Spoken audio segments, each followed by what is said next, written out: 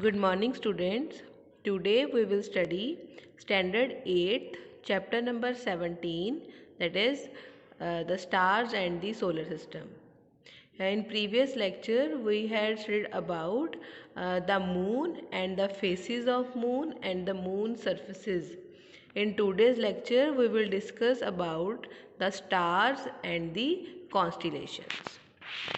So here, what are the stars? As you all know, the object we see in the night sky, there are large number of stars in the sky.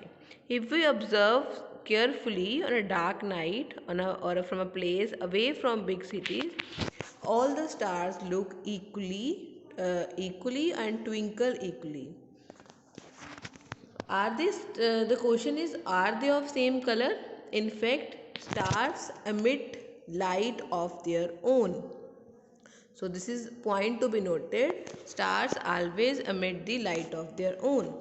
The sun is also a star which has its own light, but it is large as compared to the stars, but which it appears big, but it is not bigger than star because it is nearer to us.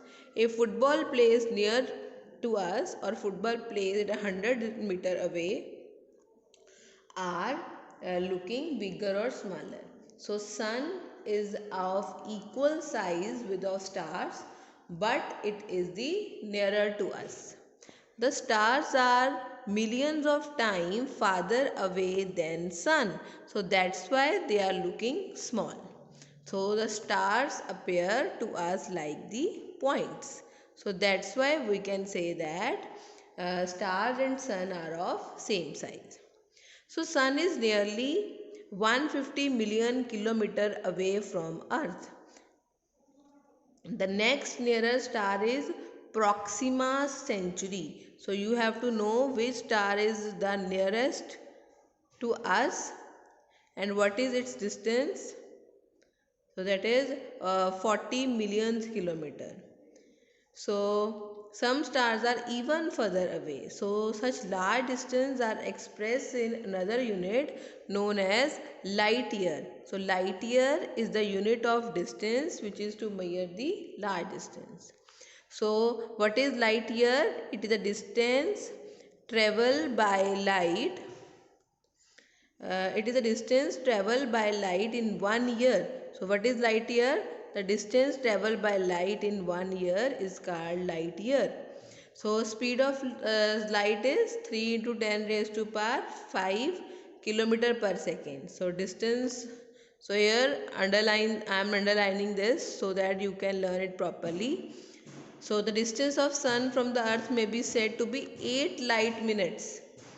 So that is 8 light minutes, and the distance of Alpha Centauri is 4.3 light years. So sun is 8 and the Alpha Centauri that is nearer to us is 8. So question is, how the light from star take year to reach us? Here it is wonder we are looking into past when we look at stars. So here he wants to know why we do not see stars during day, why they are visible only at night. So these are the questions. So here the answer to this question is, given as, the stars are present in the sky during daytime also, but they are not visible because of the bright sunlight of sun. So as the sun has bright light, so stars are not able to see.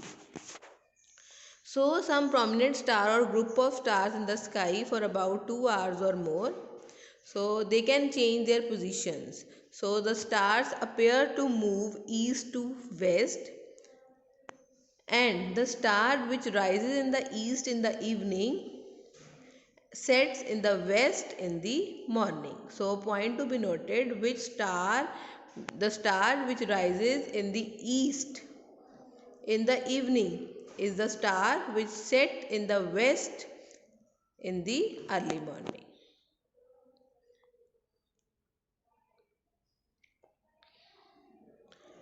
So here is the activity. You have to stand in the center of big room and start rotating.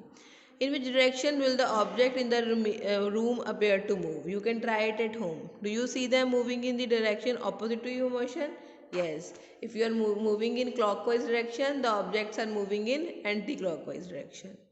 So when Paheli recalls that when she is in the moving train, nearby trees and building appears to move in the backward direction. If the stars appear to move from east to west, means that earth rotates from west to east. So point to be noted, if the stars are moving from east to west, the earth rotates from west to east. So here the answer is the sun appears to rise in the east and set in the west because earth rotates from west to east of its axis. So that's why we appear sun appears rise in the east and set in the west because earth moves from west to east. So here there is a one star in the sky which does not move at all. So what this star means? So it is called pole star. So here is next activity. Take an umbrella and open it. Make it about 10 to 15 stars out of white paper. Paste one star at the position of the central rod of the umbrella and other at different places on the cloth near the end of each spoke, as you see here in the diagram. So now rotate the umbrella by holding its central rod in your hand. Observe the stars on umbrella. Is there any star which does not appear to move? Where is it located? So if there were a star located where the axis of rotation of Earth meets in the sky, so could this star also be the stationary? So here you can see the star for the central star is the stationary. The star which is present at the axis of rotation. That star is stationary. So there is actually a star, the pole star, which is situated in the direction of the earth axis and does not move, does not appear to move. Actually it is moving but it does not appear to move. Here you can see in the diagram, the pole star is a star which is present at the direction of axis of rotation. So it is appears not to move. Is that clear? So in this animated video we will study about the constellations. Constellation. Now let us learn about constellation. The stars forming a group that has a recognizable shape is called a constellation. We can observe several constellations in the sky, out of which Ursa Major is one of the most famous constellations which is commonly seen during summer. It is also known as the Big Dipper, the Great Bear, or the Saptarishi, as it consists of 7 prominent stars.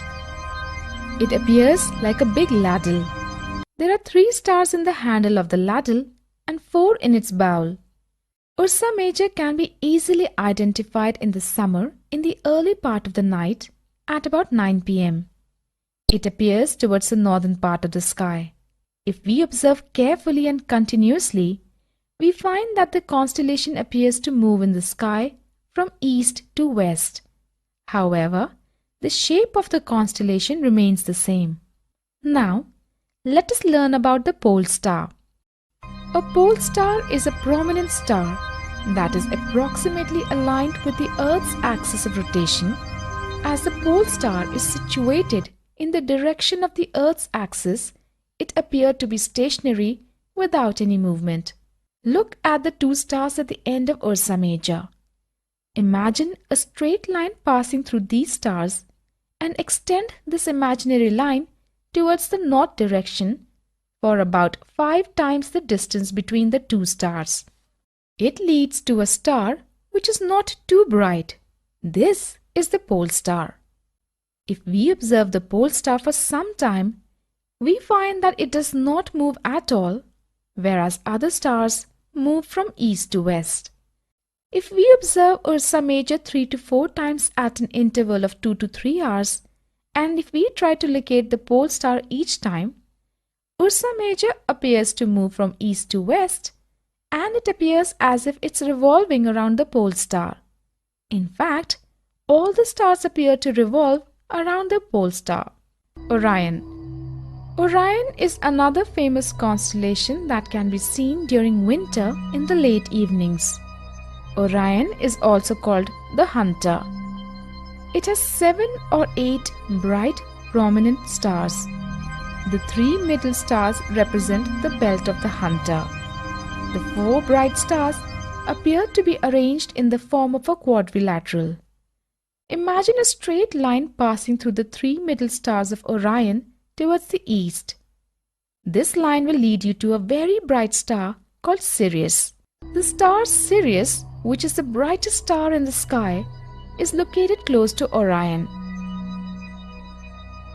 Cassiopeia is another prominent constellation in the northern sky.